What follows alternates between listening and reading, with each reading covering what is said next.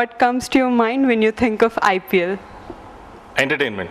One word, entertainment. And it's as good as watching a very good movie. You have all the ups and downs and so much more. Do you like IPL in its present form as a shorter form of cricket, or would you like it in the traditional sense in terms of overs and stuff? IPL, I think, will sell only in this form. You need to have this shorter version. I think it is packaged, or the product itself is made this way, where you have a shorter version which will compete directly with the timing of a movie. It's like 3 hours. You can finish that in 3 hours. There's a lot of entertainment in terms of personalities, music, cheerleaders. So you can't have that for a longer period of time. That much package you can take, enjoy yourself, and go home. In fact, if you notice now, even in this version also, there are matches which can get boring. That's what you realize. So maybe there's a shorter version also, but definitely not a longer version of the IPL. Okay. What are your opinions on Bollywood hotshots and biggies getting into the world of cricket?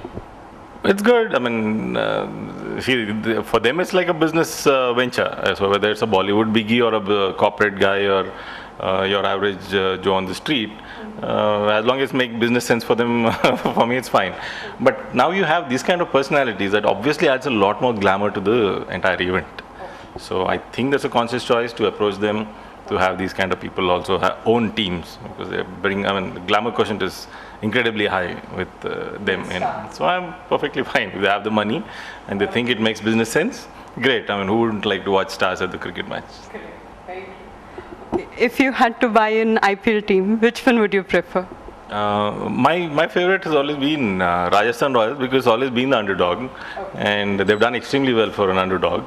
And I think business-wise also they're one of the better teams in terms of making profits. I'm not exactly very sure how much black and red the rest of the teams are, but definitely I think Rajasthan Royals is in the black, and they put up the least amount of money in terms of buying the team, in terms of team composition, shelling out for players, and they've got the best composition. They give a good fight. It's a great story. I like so Rajasthan Royals. Which player did you like in the whole of IPL tournament, and why? Good question. There are quite a few favorites. A lot of people who've done well. A lot of these youngsters from Rajasthan Royals, like Siddharth Trivedi, and I can't think of any other. This other guy who's played the last match, the fast bowler. Don't get his name. Couple of youngsters who I had my eye on, but if you ask me for one name, Dhoni has been outstanding so far, as a captain, as a batsman, just as a personality. He comes across like a Superman. Whenever he wills something, he definitely gets it done. So in fact, I'd put my money on Chennai in the finals also, because just because Dhoni is there, and long as he's there, it looks like anything is possible. So for me, he's the one guy. Yeah. Do you feel the younger generation cricketers, upcoming cricketers, are more privileged because of opportunities like IPL? More privileged? I don't know. You can't really say, because the older guys had something else. Right. They probably didn't have the pressures of performing like this. But yeah, if you look at it in terms of opportunities, yes, there's so many opportunities now. You can go ICL, you can make your crores in ICL, you can make your crores in IPL. There will be so many more PLs obviously now.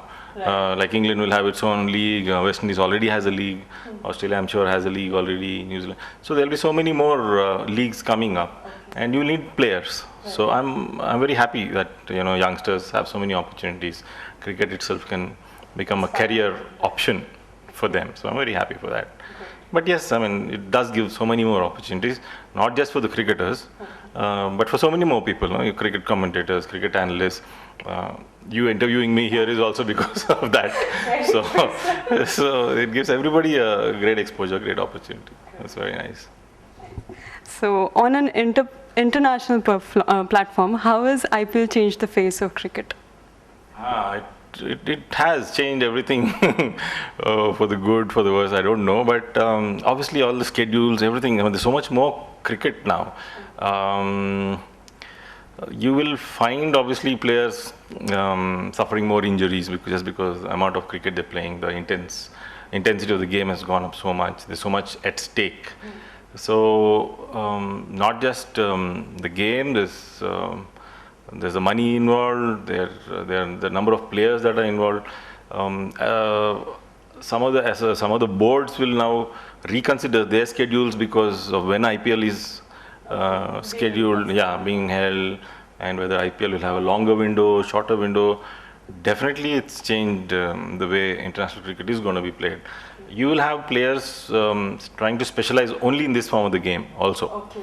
So you will see more and more players coming who are only good for this form of a game. They will prepare themselves for this form of a game. There are a lot of these kind of things that will come up. Yes. So do you think the usage of mongoose bat is a good idea?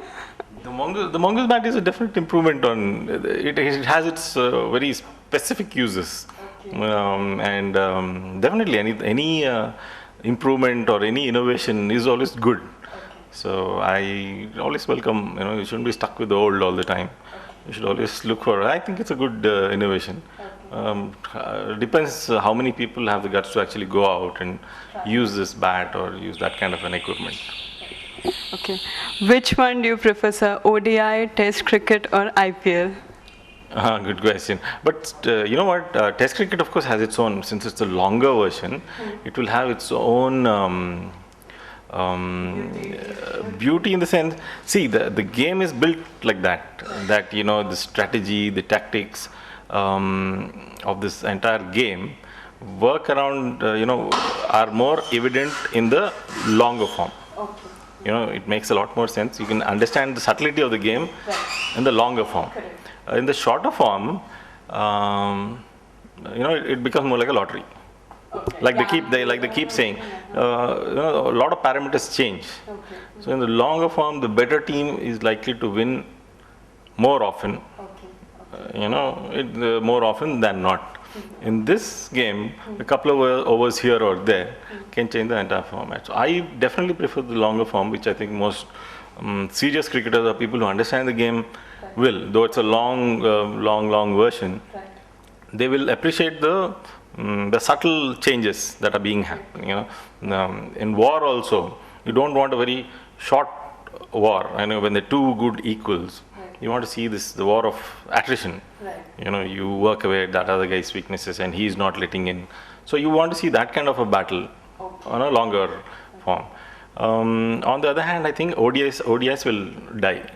Okay. Now I think there will be the longer form and there will be the T20 form. I think the ODI form will slowly go out of the picture because the one-day format does not fall here nor here.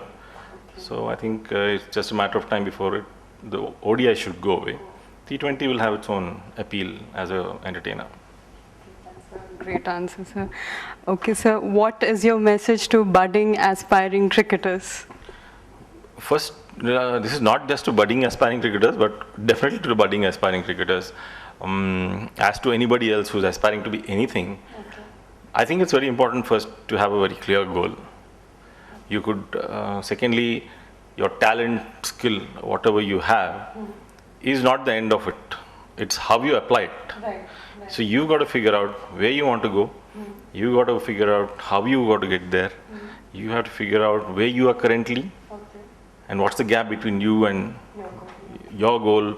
What's the gap between the best that you can be or the best in the business, even if you take that as a benchmark. Let's say you take Tendulkar as a benchmark. What's the gap between me and the Tendulkar? You try and figure it out in your own way. Then you work from where you are today, X, then start improving day 1, day 2, day 3, day 4, day 5. You set yourself this goal, you break the goal down into work and give your 100%. Nowadays there's too much of, I suddenly find that a lot of younger players are in the game and they have a lot of other interests coming in, like my selection is at stake and who selects me, or this whole system is unfair. These kind of, I'd like to listen to less of this talk. I'd like them to give more, more of performance. I'd like them to give 100% all the time. So they're constantly knocking at the door, and that's the kind of stuff champions are made of. You are not made because one selector's picked you or one selector's dropped you. If you're good, if you're consistently good, if you persevere like a true champion, you will definitely make it and you'll definitely get your goal. And I think that's my message to youngsters. Thank you so much, sir. It was a lovely interactive session with you, and I really enjoyed it. And thank you so much.